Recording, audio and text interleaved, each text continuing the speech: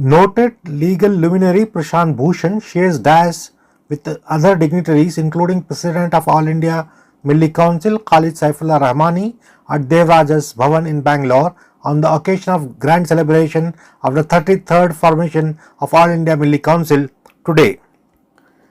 The meet was attended by several political, legal and social stalwarts including former Union Minister C.M. Ibrahim, R. Roshan Beg, Saifullah, AICC General Secretary Mansoor Ali Khan and Minister of State Agha Sultan and Mehroz Khan. Besides office bearer Sulaiman Khan of Milli Council of Karnataka chapter. Speaking on the occasion, Prashant Bhushan expressed deteriorating legal system in the country from already bad to worst.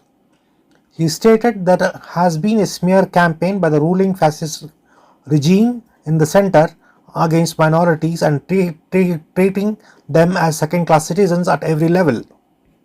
He blamed the central government in curtailing power of judiciary with a deliberate attempt to muscle the system.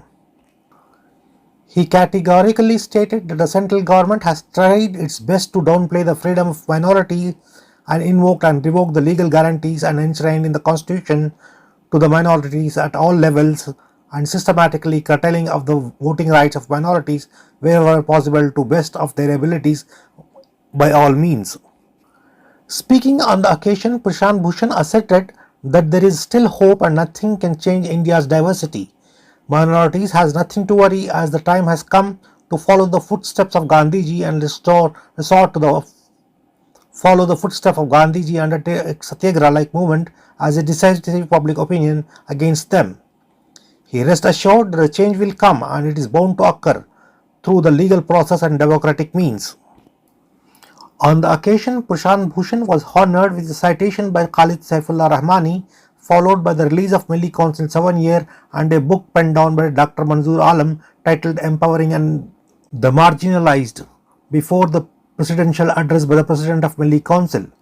Presiding over the event, Khalid Saifullah Rahmani stated that the country has witnessed 1947 and 1992 and massacre of Sikhs, yet diversity prevailed. Bad phase will come and continue, and the change will come certainly. People will wake up and rise to the occasion. बढ़िया हमारे जिन लोगों ने हमको आज़ादी दिलवाई उसमें सब लोग थे, हिंदू मुसलमान ईसाई सब धर्म के लोग थे। उन लोगों ने मिलकर एक बहुत बढ़िया संविधान बनाया और उस संविधान में सबको, सब नागरिकों को कई मौलिक अधिकार दिए, सब धर्मों को बराबर माना गया, सबको बराबर के अधिकार दिए गए और इन अधिकारों को कायम रखने के लिए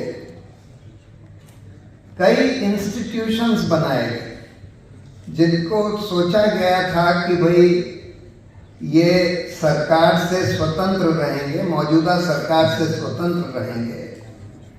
इलेक्शन कमीशन बनाया गया ताकि ईमानदारी से चुनाव हो सके, लोकतंत्र ईमानदारी से चल सके।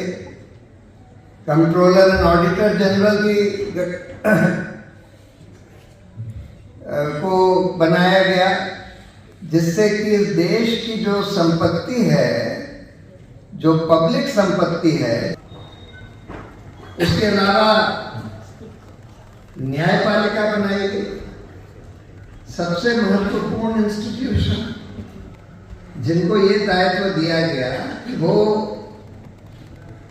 सब नागरिकों के मौलिक अधिकारों की रक्षा करेंगे और विधायिका और कार्यपालिका को अपने अपने दायरे में रखें। ये दायित्व बहुत महत्वपूर्ण दायित्व हमारी न्यायपालिका को, खासकर हाईकोर्ट को पहले तो सरकार के तहत रखा गया था। जो इन्वेस्टिगेटिव इंस्टीट्यूशंस हैं, सीबीआई है, एनफोर्समेंट डायरेक्टोरेट है, विजिलेंस कमीशन है और जो नॉर्मल पुलिस है, लेकिन सुप्रीम कोर्ट ने कई आदेश दिए कि भाई इनको सरकार से कम थोड़ा स्वतंत्र रखना जरूरी है।